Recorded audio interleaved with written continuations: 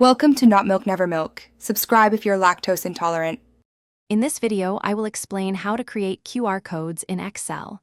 You'll learn how to transform your data into scannable codes directly within your spreadsheets. We'll cover the essential steps, from finding the right tools to customizing your codes.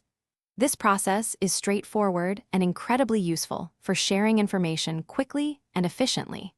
Let's get started and make your Excel data more interactive.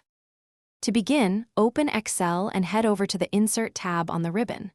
Look for the Get Add-ins button and click it. In the Office Add-ins store, search for QR for Office. This is a popular and reliable add-in for generating QR codes. Once you find it, simply click Add to install it.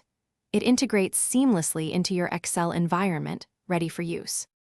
With the QR for Office add-in installed, you'll find it under the Insert tab. Click on it to open the task pane. Here, you can select the type of data your QR code will represent, such as a website URL, plain text, or even an email address. Enter your specific data into the field provided. You can also adjust basic settings like color and size before generating your code. After generating your QR code, you can further customize its appearance.